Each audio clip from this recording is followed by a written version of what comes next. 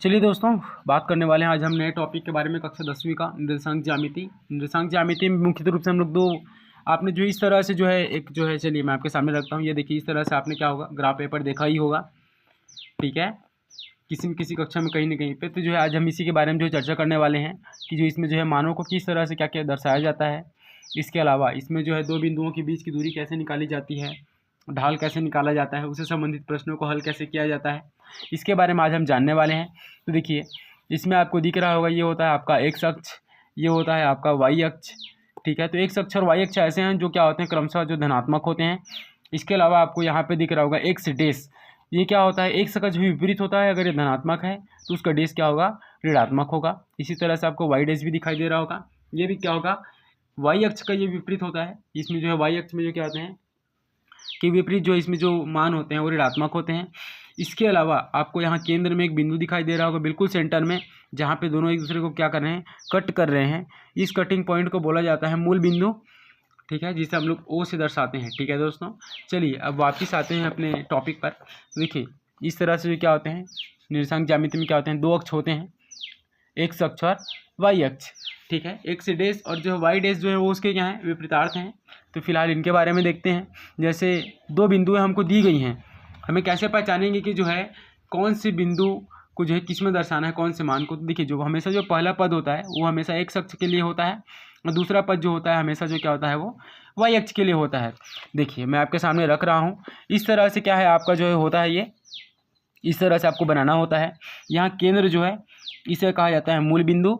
इसके अलावा ये आपका एक्स अक्ष है जो कि धनात्मक होता है, वाई अक्ष, ठीक है। मूल बिंदु से जो है दाईं ओर क्या होता है आपका जो है एक्स अक्ष होता है, बाईं ओर आपका जो है एक्स डैश होता है जो कि ऋणात्मक मान होता है। ठीक ऊपर की ओर जो है आपका वाई अक्ष होता है जो कि धनात्मक, और नीचे की ओर जो आपका मान होता है वो आपका होता है ऋणात्मक, ठीक है। मूल बिंदु के निर्देशांक 0 0 होते हैं, आपको क्या करना है, ध्यान में रखना है।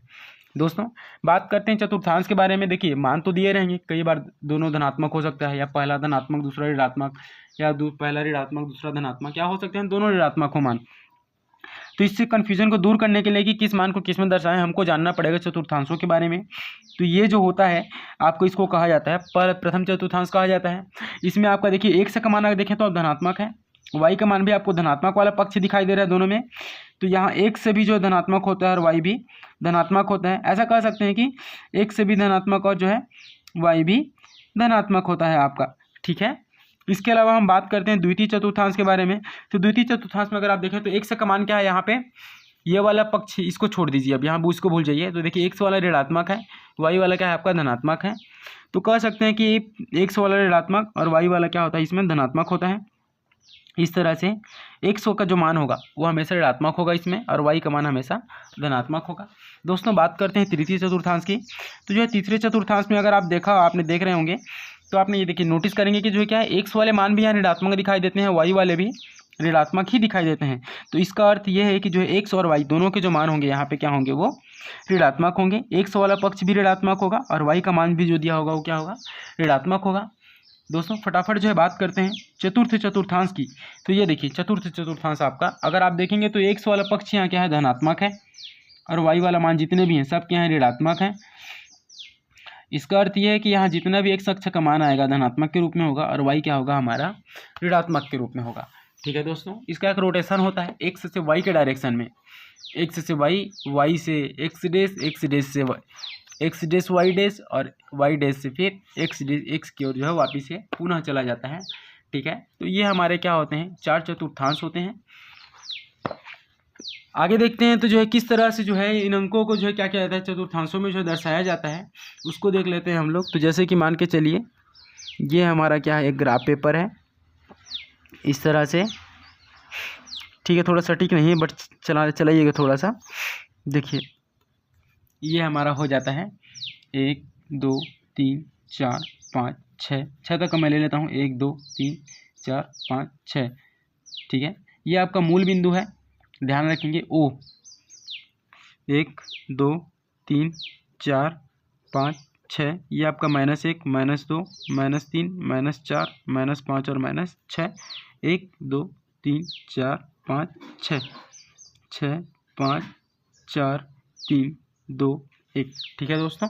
इसी तरह से मैं नीचे लेता हूँ -1 -2 -3 -4 -5, चलिए थोड़ा आगे बढ़ाते हैं इसको, -6 इसको भी ले लेते हैं। ये हमारा मान के चलिए क्या है, हमारे जो एक तरह से कह सकते हैं ग्राफ पेपर है हमारा अभी के लिए, ठीक है।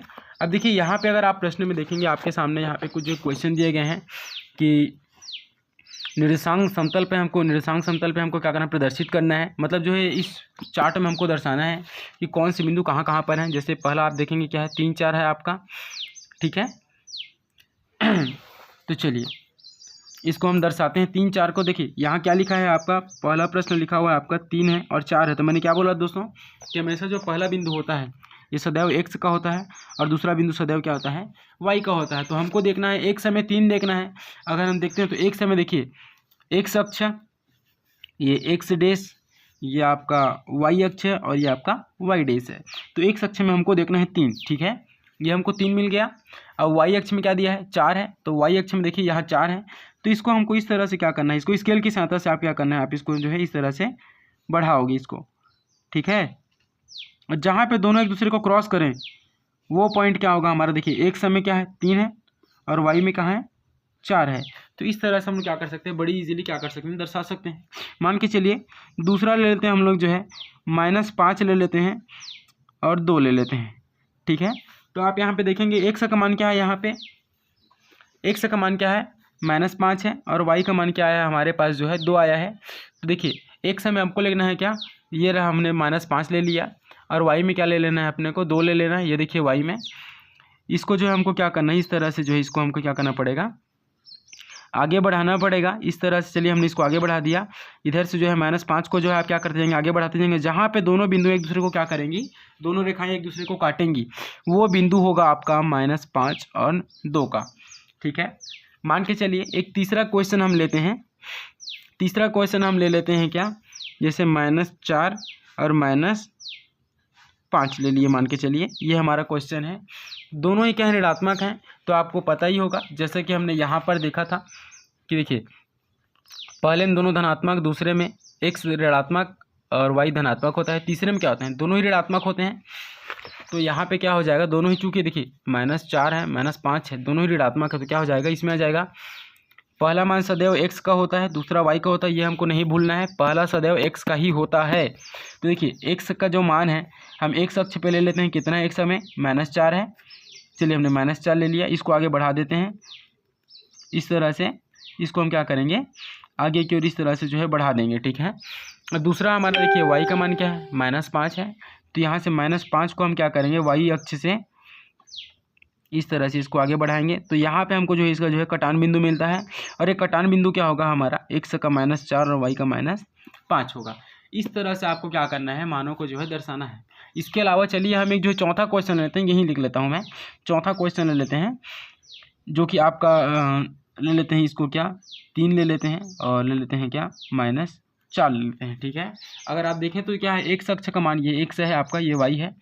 x अक्ष का मान क्या है आपका जो है धनात्मक है, y का क्या है ऋणात्मक है। तो अगर आप देखें तो जो x पे अपने को क्या लेना है, 3 लेना है। देखिए 3 को मैं इस तरह से आगे बढ़ा दूंगा, ठीक है। आप स्केल की सहायता से कीजिएगा, मैं भी ऐसे ही बता रहा हूँ आपको ऑन पेपर। y पे हमको लेना है -4, तो देखिए -4 ये रहा आपका। इसको जब हम इस तरह से क्या करते हैं, आगे की ओर बढ़ाते हैं, तो यहाँ पे हमको एक कटान बिंदु मिलता है और यहीं पे हमको लिखना है x का 3 और y का -4, ठीक है दोस्तों। तो इस तरह से हम जो है क्या कर सकते हैं, किसी भी जो है बिंदु को क्या कर सकते हैं, मतलब जो है बता सकते हैं कि वो कौन से अक्ष पर क्या है स्थित है, ठीक है दोस्तों। आज की वीडियो में इतना ही। अगले वीडियो में हम जानेंगे किस तरह से जो है हमारा जो है ढाल, प्रवणता या फिर जो है बीच की दो बिंदुओं के बीच की दूरी ज्ञात की जाती है।